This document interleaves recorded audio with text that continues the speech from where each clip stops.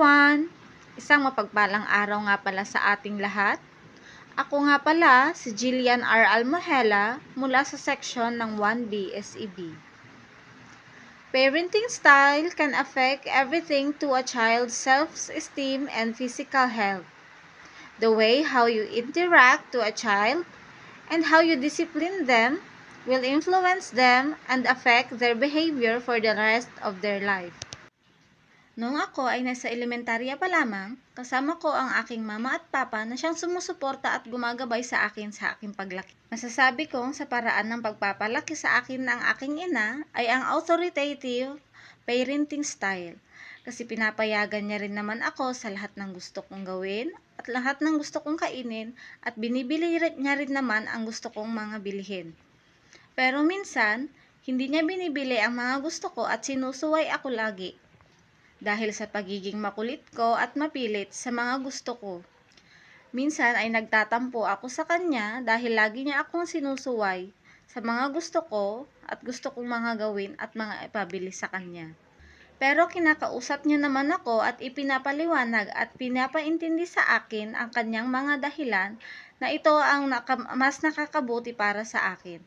At base naman sa naranasan ko sa aking papa, ang ginamit niyang parenting style sa pagpapalaki sa akin ay permissive.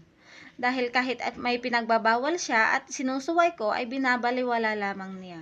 At pag may gusto akong ipabiling mga laruan o pagkain na may mga epektong masama sa aking kalusugan at ayaw niyang bilihin pero umiiyak ako at nagpupumilit ay binibili niya na lang para sa akin. At noong high school naman ako hanggang ngayong college ay ang tita ko ang siyang nag-alaga sa akin at gumabay. Ang parenting style na kanyang ginamit ay ang authoritative at permissive parenting style dahil hinahayaan niya ako magdesisyon para sa sarili ko at sa mga gusto kong gawin sa buhay. Pero minsan ay pinagsasabihan niya ako sa mga hangganan ng mga gusto ko at hinahayaan akong matuto at itama kung ano ang mga pagkakamali ko. At base sa naranasan kong parenting style at character strength ay ang authoritative parenting style ay hinahayaan ako sa mga gusto kong gawin pero may limitasyon ang mga ito. At ang permissive style ay hinahayaan na gawin ang gusto ko dahil sa mapilit ako. Magpasalamat ka sa kahit anong paraan ka man pinalaki ng iyong mga magulang o kamag-anak dahil sa ganung paraan nila na ipapakita at na ipaparamdam ang suporta nila sa iyo. Ang aking mga magulang at kamag-anak ay laging nasa tabi ko sa oras ng aking pangangailangan. Hindi ko man maabot ang kanilang inaasahan mula sa akin ay handa pa rin nila akong suportahan at tulungan sa oras na ako ay mangailangan, physically at emotionally.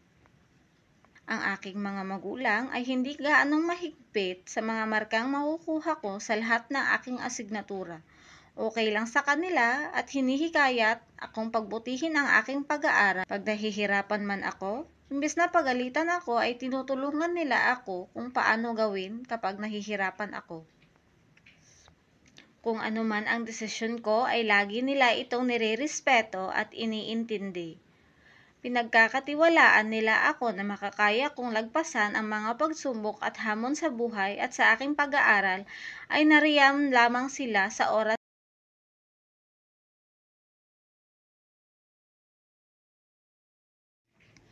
Ang inaasahang totoong may epekto sa akin ay ang pagiging authoritative parenting style dahil hinahayaan ako ng aking mga magulang kung ano ang gusto ko pero ipinapaalala nila sa akin ang mga limitasyon para matutunan kong maging responsable sa lahat ng aking kilos.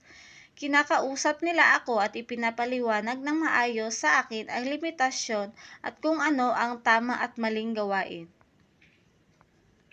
Ang inaasahang hindi totoo na may epekto sa akin ay ang pagiging permissive dahil kahit pinagbibigyan ako ng aking papa sa pagiging mapilit ko sa mga gusto ko ay sinusuway ni mama at pinapaalala na dapat may limitasyon at hindi lahat ay ibibigay dahil may magiging masamang epekto ito sa akin at sa aking pag-uugali paglaki ko.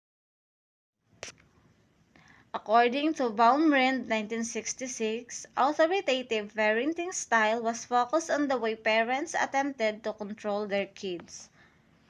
Authoritative parenting style are also warm and responsive like permissive parenting style. but permissive where shrink away enforcing standard, while authoritative embrace it the expected maturity and cooperation as much as is appropriate for a child's development level. Peer relationship.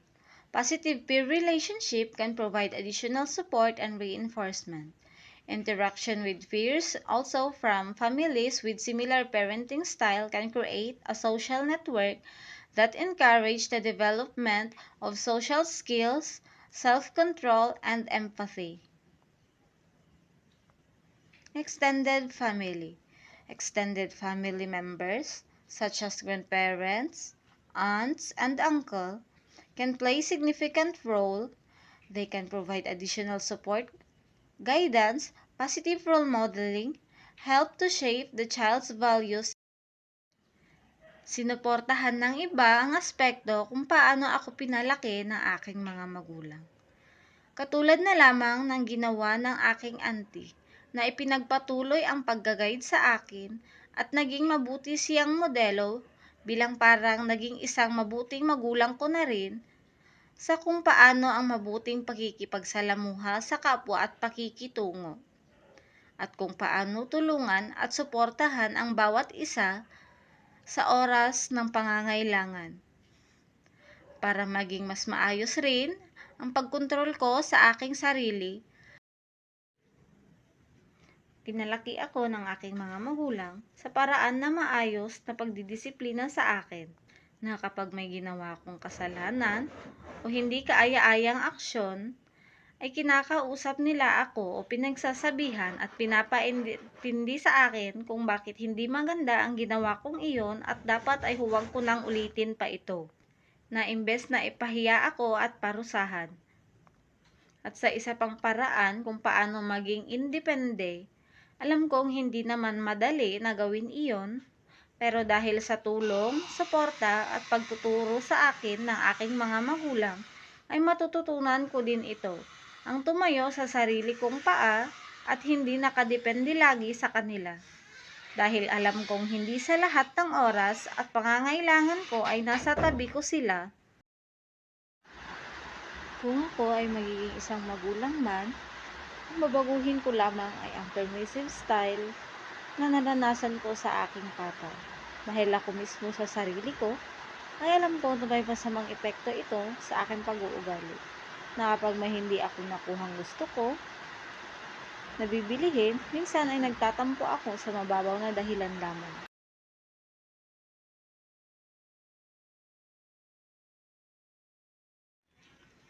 A. Career. Ang identity status na aking career ay identity achievement.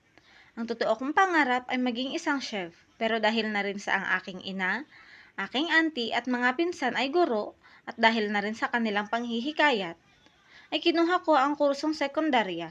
Alam kong hindi madali ang makapaghanap ng trabaho at makapasa sa board exam. Pwede naman akong magsimula ng negosyo sa kaalaman ko sa pagluluto. Cause and effect. Cause number 1. Relative and family choice and suggestions. Number 2, peer and community expectations and pressure. Number 3, self-realization. At number 4, occupational and demand. Effect of identity achievement, choice of career which is teacher, instead of my dream career. B. Religious.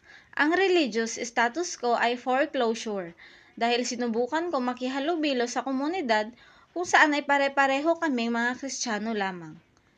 Cause, dahil nabibilang ako sa grupo kung saan mas marami ang mga Kristiyano.